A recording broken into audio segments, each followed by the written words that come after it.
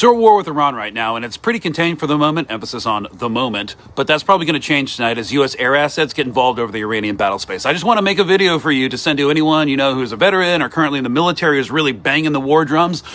The United States is the greatest threat to world peace, global stability, and is the most lawless nation on earth. I'm fourth generation Army. I grew up in the whole arsenal of democracy propaganda. I was in a special operations unit during Obama's Afghanistan surge while we were propping up pedophilic narco warlords in Kandahar and Helmand as part of a nation-building exercise. What that means is the government takes all your tax money and gives it to private contractors to prop up a government that nobody wants. If you are in the military right now, just know that you are not serving your country. You are not fighting for freedom or democracy. You are fighting for about 1,000 odd child trafficking, parasitically wealthy billionaires who do not believe in countries or nation states in the same way that you do.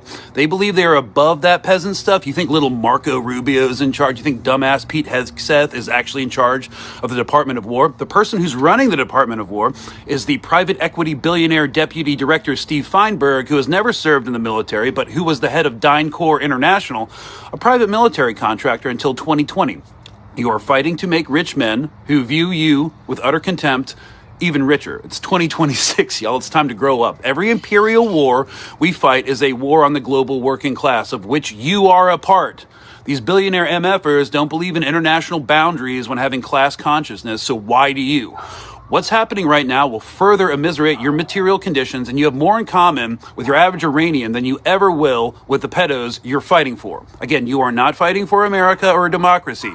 You're fighting for inhumanly rich child cannibals, essentially, who think you are cattle. So have fun with that. It's a difficult process to de-propagandize, but I have faith in you, and I believe you can do it. Hi, Steve here. If you're looking for comfort, if you want to believe everything is fine, you might want to click away. Because when you start pulling on the threads of history, power, and politics, what you uncover isn't pretty. This world is a cesspool of evil, and it's getting worse.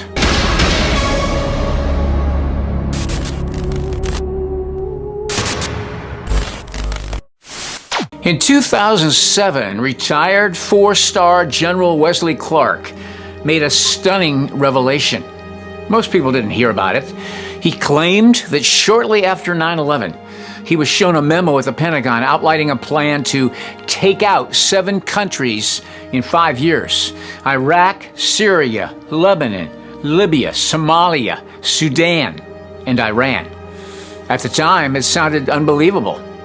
But look at the timeline. About 10 days after 9/11, I went through the Pentagon and I saw Secretary Rumsfeld and Deputy Secretary Wolfowitz. I went downstairs just to say hello to some of the people on the Joint Staff who had used to work for me, and one of the generals called me in. He said, "Sir, you got to come in. You got to come in and talk to me a second." I said, "Well, you're too busy." He said, "No." He says, "We've made the decision. We're going to war with Iraq." This was on or about the 20th of September. I said, "We're going to war with Iraq. Why?" He said, "I don't know." He said, "I guess they don't know what else to do." So I said, "Well, did they find some information connecting Saddam to Al-Qaeda?" He said, No. He says, "There's nothing new that way. They just made the decision to go to war with Iraq." He said, "I guess it's like we don't know what to do about terrorists, but we've got a good military and we can take down governments." And he said, "I guess if the only tool you have is a hammer, every problem has to look like a nail." So I came back to see him a few weeks later, and by that time we were bombing in Afghanistan. I said, "Are we still going to war with Iraq?" And he said, "Oh, it's worse than that." He said, he reached over on his desk, he picked up a piece of paper, and he said, I just got this down from upstairs," meaning the Secretary of Defense's office today, and he said, "This is a memo that describes how we're going to take out 7 countries in 5 years, starting with Iraq and then Syria, Lebanon, Libya, Somalia, Sudan, and finishing off Iran." I said, "Is it classified?" He said, "Yes, sir." I said, "Well, don't show it to me." Iraq was invaded. Libya was destabilized. Syria plunged into war. Years later, economist Jeffrey Sachs publicly stated that what Wesley Clark said aligned with what he had learned from insiders. confirming that regime change strategies were very real policy discussions. War with Iran will be World War III. Iran is not alone, and it will not remain alone. With Russia, we are at possibility of peace, but we're also at a possibility of nuclear war. They're both very close. And if we go to war with Iran, we make nuclear war all the more likely. Do you think that the people pushing us toward war with Iran understand that? No, I think that they're following a plan, clean break, 1996, and a plan, 1991, 7 wars in 5 years, that has been deep set, that has been Netanyahu's baby all the time. Netanyahu, I regard as one of the most delusional and dangerous people on the planet. He has engaged the United States so far in 6 disastrous wars, and he's aiming to engage us in yet one more. We're not standing up for Israel. We are engaging in war on Israel's behalf all over the Middle East. That's a completely different thing. Nothing that has happened in the Middle East has been for American national security. None of it. Not one of these wars. These have been Netanyahu's wars. Coincidence or coordinated strategy? Then there's the warning from Carol Rosin, who worked closely with rocket scientist and NASA chief head Wernher von Braun. She claimed that von Braun told her before his death that global power structures would manufacture threats in stages. First, the communist threat, then rogue nations, then terrorists, and finally, an extraterrestrial threat. He said to me, Carol, you will stop the weaponization of space. And I said, teachers don't stop until June. He said, no, you have to understand. This is February, and we have to prevent the weaponization of space because there is a lie being told to everyone that the weaponization of space is now first being based upon the evil empire, the Russians.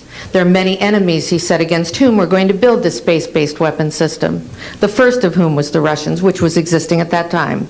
Then there would be terrorists. Then there would be third world countries. Now we call them rogue nations or nations of concern. Then there would be asteroids. And then he would repeat to me over and over, and the last card would be the extraterrestrial threat. Well, at the time, I kind of laughed when he said asteroids, and when he said extraterrestrials, I knew I wasn't going to deal with that subject. And now we hear on the news just today, this week, that they've slid in another enemy. Only this time we're going to protect our satellites. In other words, we have to have some reason to spend these trillions, to waste these dollars on a space-based weapon system, and they're all lies. This is a system, he told me, that would never protect anyone. Even back then, he talked about suitcase bombs. He talked about chemical, viral, bacterial, biological warfare, that these space-based weapons would never protect us against. He said, go to Russia. They're considered to be the enemy. I got on a plane by myself. When I got to Russia, I had a list of people that I had read out of the newspaper. Chernenko was in office then. He was the only one I didn't get a chance to meet. They introduced me to everyone when I got there. And when I got back, I said, oh my Lord, this man is telling the truth. There is no threat.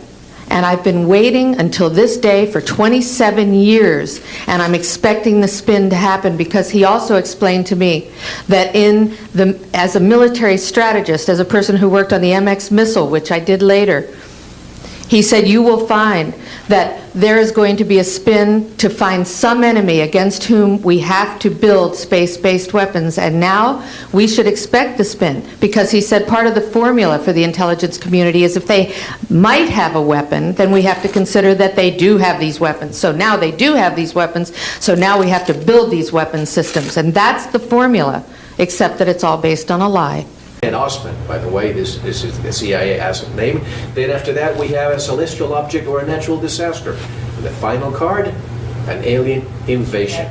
The United States, is at some point going to identify the ETs, or aliens as he called them, either one, the extraterrestrials or aliens, as the next threat against whom we're going to build space-based weapons. I mean, are they crazy? They hardly had any technology. They were bombed out during the wars as it was. You know, it was millions of people killed. I mean, it was just a horribly wrong perspective to have of Russians. So I can imagine what they can do with the technology, with holographics and, like you said, movies that could be projecting this so-called enemy. And you see it happening already. You see the asteroid threat, which was one of Von Braun's things. You see we need to protect our assets in space. We now we're heading to, but we don't have to get into this yet, as Von Braun said to me, and this is really interesting. He said to me, we don't have to get into the alien threat thing. I don't like the word alien, but ET or off-planet culture threat thing, until the public stops buying the Earthbound war. The idea? A final, unifying crisis that justifies global control. Whether you believe it or not, ask yourself, why does fear always seem to expand government power? The evil of this world isn't only geopolitical. In 1912, in Manhattan Beach, California, a thriving black-owned resort community was destroyed. The land was seized, families were displaced. Today, it's known as Bruce's Beach. Do you remember when 360 children described ritual abuse through secret tunnels, and after everyone was acquitted, archaeologists found the tunnels? In 1983, children at McMartin Preschool in Manhattan Beach made allegations. Not vague claims. 360 children. Consistent descriptions. Taken through underground passages to hidden rooms. Photographed. Rituals. Multiple perpetrators. Medical evidence documented abuse. 7-year trial. Longest in U.S. history. All defendants acquitted. Media declared it satanic panic. Proof children fabricate abuse through suggestion. Then archaeologist E. Gary Stickle excavated the demolished site. He found hand-dug tunnel systems beneath the preschool, entrance points where children described them, exit locations matching testimony. He published his findings, but McMartin remained the definitive false allegation case, which raises one question. If children fabricated the tunnels through suggestion, why did archaeologists find them exactly where children said they'd be? For decades, it was buried history. Power protects itself, and when it wants something, it takes it. Christian political commentator Charlie Kirk recently warned that U.S. leadership could be edging toward direct conflict with Iran, criticizing figures like Senator Lindsey Graham for hawkish rhetoric. The pattern repeats. Fear, threat inflation, call for intervention, and ordinary people pay the price. Do some updates about Israel and Iran and potentially the United States. On one side is the Lindsey Graham, John Bolton types, where they are actively calling for regime change. Here is Lindsey Graham. This is just lunacy. Be all in, President Trump, in helping Israel eliminate the nuclear threat. If we need to provide bombs to Israel, provide bombs. If we need to fly planes with Israel, do joint operations. But here's the bigger question. Wouldn't the world be better off if the Ayatollahs went away and replaced by something better? Wouldn't Iran be better off? It's time to close the chapter on the Iranian Ayatollah and his henchmen. Let's close that chapter soon and start a new chapter in the Mideast, one of tolerance, hope, and peace. That sounds good, but that's pathologically insane. I'm sorry. It is. How do you know it's going to be better? Yeah, the Ayatollah is awful. But maybe he's one of the few guys that can keep that country together and not have a 90 million person civil war. Lindsey Graham is so consistently out of his mind, it's hard to even comprehend. Iran is hugely diverse. It is a massive country. Do the people agitating for war even know that? Because be clear, regime change is war. Just to understand, regime change is not like changing the head coach at the Chicago Bears. It's not how it works. Take out the Ayatollah. Resist that temptation. That's not prudence. That's not self-control. That's something else talking. That's a zeal. And that very same zeal got us involved in a pile of garbage in Iraq. It all felt good with shock and awe in March of 2003. We're unstoppable. We're going to take Iraq in a weekend. Turns out, it didn't work that way. A lot of people died. A lot of Americans died unnecessarily. Representative Tim Burchett has spoken publicly about government failures to fully address child trafficking networks. Hey everybody, Tim Burchett. I woke up this morning thinking about some stuff, and this stuff kind of makes me angry. You know, I hear people saying, no, they're trafficking. Well, we got to get that straight. They're pimps. And when they say trafficking young kids for across state lines for sex with adults, no, they're not. They're selling these kids to get raped. I think we try to sanitize stuff, in Hollywood, shows the pimp and dressed in the fine clothes and the nice car and, talking tough and all that. And that's all these people are. They're awful, awful, demonic people. And they deserve to burn in hell. And people say, oh, Burchett, you don't want to hang those people. The hell I don't. Bring them out to the farm. We'll take care of them. And I am not kidding you. We've got to start taking this stuff serious in this country, folks. And, the way the left and I guess we all are guilty of it. We try to sanitize it so it doesn't affect our psyche or our conscience. But this stuff's going on right now. It's going on in your community. It's going on in my community. We need to pay attention. And we need to start enforcing our dadgum laws and quit electing these gutless wimps and putting these judges in that let these people walk, and quit with all the being able to get out of these things, and they get probation and all this other stuff. All they're going to do is offend again. And the people that are buying these kids to rape are just as guilty or worse than the others. End them all.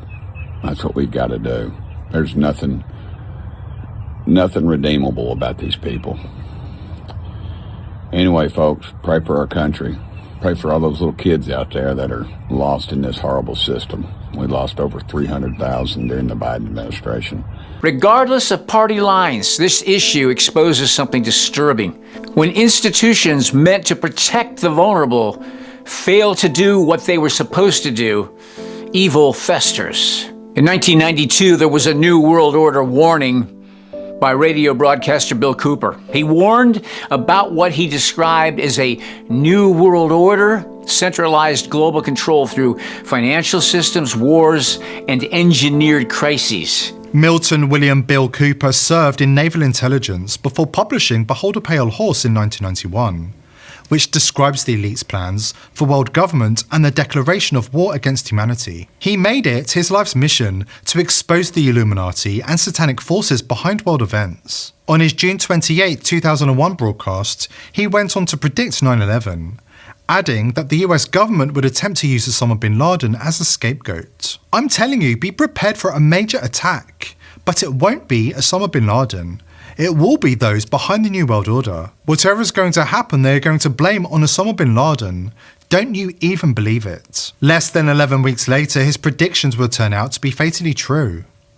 Cooper pointed his finger at the federal government, accusing the authorities of planning the terrorist act and duping American citizens and the rest of the world into believing a fabricated story. The man was responsible for waking up millions of people to the New World Order agenda, and many believe this is why Cooper was shot dead in Arizona by officers for the Apache County Sheriff's Department in 2001. While Bill Cooper is no longer with us, we still have his wise words and uncanny predictions.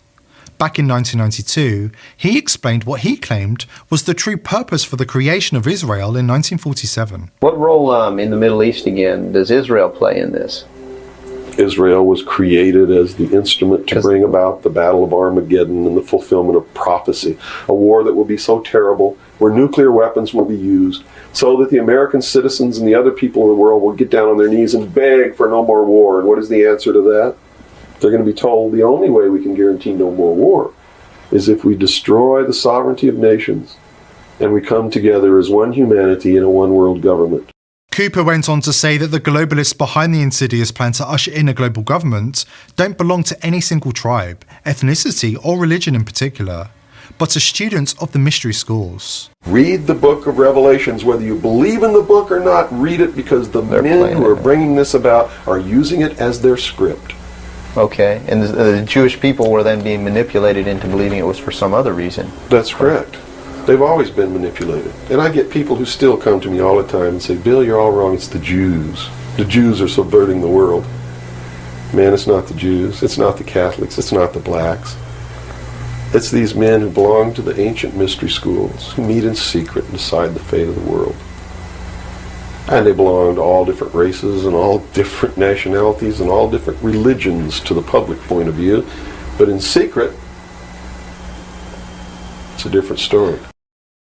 Cooper also called out the deep state before the term existed, explaining that the three-letter agencies were created to help the globalist traitors usher in a one-world government of the New World Order. We didn't have a national security agency or a central intelligence agency before the UN Participation Act was signed. And these organizations were created to bring about the one world government, the New World Order. And it had to be done in a manner that the people would not know that it was being done, and the only way they could do that was hide it behind the veil of national security. Whether you see him as a prophet or a controversial figure, his central message was simple. Power consolidates during chaos, and chaos never seems accidental. Former military personnel have increasingly spoken out online, saying what many inside the system won't say publicly. Wars are often economic, narratives are crafted, and soldiers fight decisions made far above their pay grades. The machine keeps moving, regardless of the human cost. The Israel-Iran conflict is an inside job by the globalist elite, who are working to ensure the conflict will light the fuse to ignite a holy war that will spiral out of control into World War III and lay the groundwork for the elite to usher in a one-world government of the New World Order. According to an insider, recent events in the Middle East, including the Israel-Hamas war and now the conflicts with Iran, have been planned by the global elites and are now playing out to the letter, with the ultimate goal of shaping the world in their own image. But there's just one problem for the globalist elite and their plans to enslave the human race. Their plans rely on the people of the world remaining ignorant, and we're not going to let that happen. Numerous treasonous events during the Trump presidency thoroughly exposed the deep state as agents of the elite. However, many people don't understand how deep this rabbit hole goes. The same three-letter agencies that Cooper warned us about are still working behind the scenes to destroy the concept of freedom in America, as Edward Snowden warned us about just this week. And the WHO has not given up on coercing the masses they terrified into compliance during the COVID pandemic to sign the pandemic treaty and hand over sovereignty to the global elite. But if you think the draconian abuses of the COVID era were beyond the pale, wait until you hear what the elite have planned for the next decade. As the global elite prepare to plunge humanity into World War III for their own benefit, it's never been more important to understand the details of their psychopathic plan. Rothschild admitted that his family created Israel as part of the great master plan for World War III, and now their agenda is playing out before our very eyes. Last month, the People's Voice broke the news that a former Israeli intelligence agent blew the whistle and admitted that the Hamas attack was a false flag. Then we broke the news that the son of a Hamas leader admitted that the militant group was created by the CIA to do the global elite's bidding. Since then, the evidence for the Israel-Hamas false flag has continued rolling in. At this point, only those who are still watching CNN are in the dark about the real nature of the Israel-Hamas war. There is no longer any need to wonder why Israeli military took 7 hours to respond to the Hamas attacks on October the 7th. Netanyahu is a globalist stooge who's been quietly propping up Hamas for years. It's an open secret in Israel. As the world lurches towards World War III, it's impossible not to notice that the dominoes have been falling exactly the way the global elite have been planning for centuries. That's right. This plan has been in the works for over 100 years. A chilling letter that predicted the First and Second World Wars also claimed a third global war would be fought between Israel and the West and the Muslim world. Albert Pike wrote the letter 152 years ago, detailing how the elites plan to launch 3 world wars to seize total control of humanity. Pike's predictions for World War I and World War II were uncannily accurate, so perhaps more people should be paying attention to what he said about the third.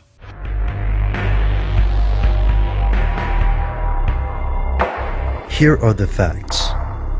General Albert Pike was born in December of 1809. He was exceptionally bright and allegedly accepted into Harvard, although he didn't have the money to attend. Today, Pike is remembered as a pioneer in the early courts of Arkansas, a Confederate officer during the Civil War, and a central figure in the development of Freemasonry. He's still the only Confederate officer with a statue in Washington, D.C.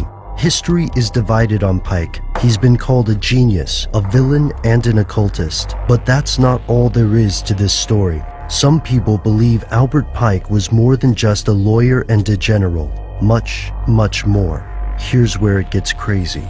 Depending on who you ask, Albert Pike may have been the leader of the Ku Klux Klan, a Satan worshipper, or even the king of the Freemasons. In The Unseen Hand, A. Ralph Epperson argues that a great deal of historical events have been planned in advance. Epperson believed that Albert Pike was at the center of this conspiracy and the highest-ranking Mason in the United States, or possibly the world.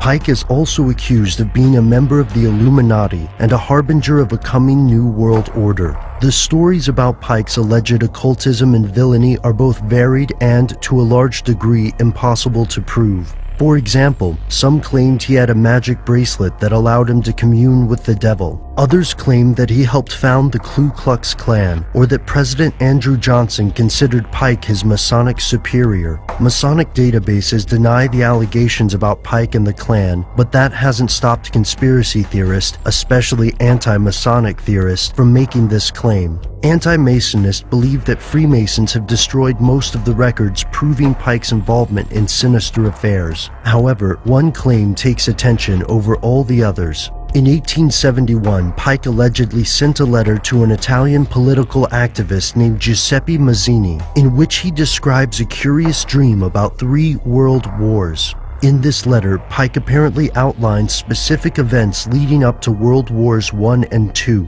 Additionally, Pike pushed for the organization of communism, Nazism, Zionism, and other international movements as tools to escalate these conflicts. According to this letter, the Illuminati will provoke a third world war by creating religious conflicts in the Middle East. After this war is ended, the letter claims that nihilists and atheists will create bloody turmoil, leading the world's disillusioned masses to follow Lucifer. For those who believe this conspiracy theory, Pike's letter accurately predicts the course of world events. Broadcaster Neil Oliver has argued that climate policy is sometimes used less as environmental stewardship and more as a mechanism for economic control and social engineering. When all else fails, they take you to war.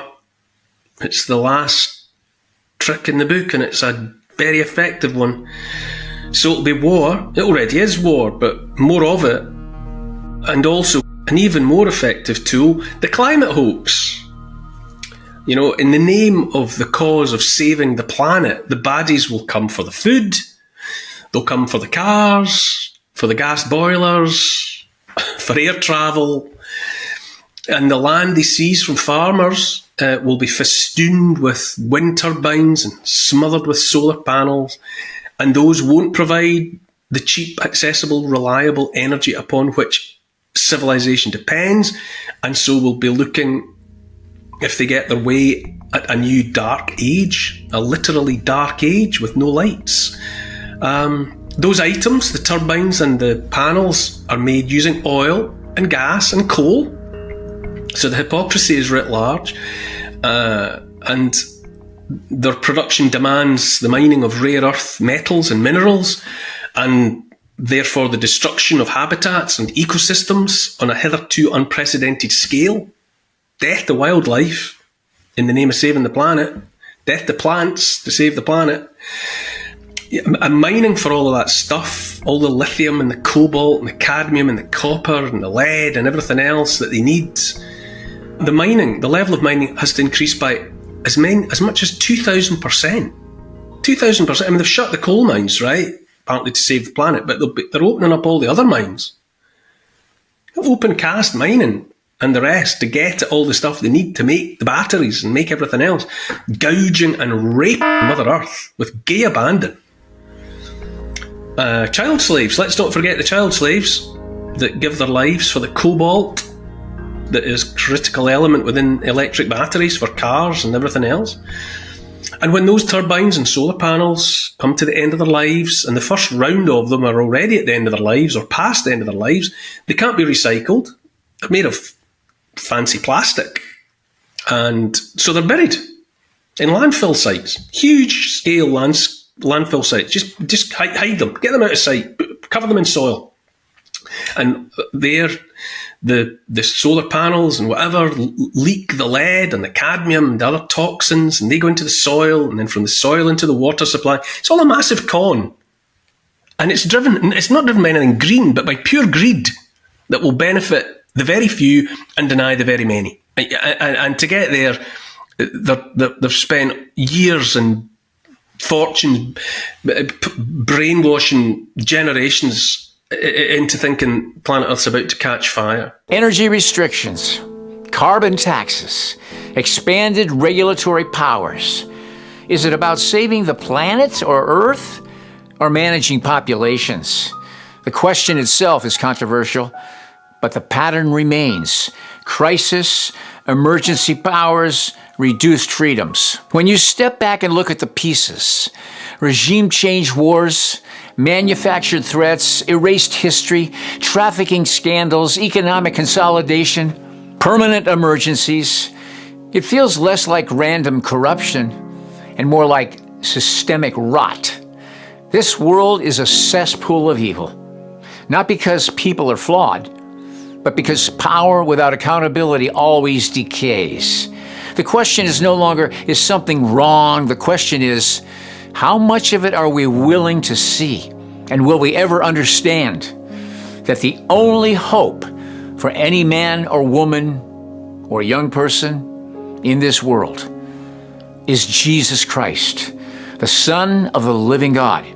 Unless you put your faith and trust in Him completely, there is no hope for you, and your eternal destiny is worse than hopeless. I leave a link in the description box below. Go down there and click on that link. It'll take you to a page with a simple prayer if you want Jesus Christ to be the Lord of your life. Don't wait another day. You don't know if you have tomorrow. None of us do. Think about it.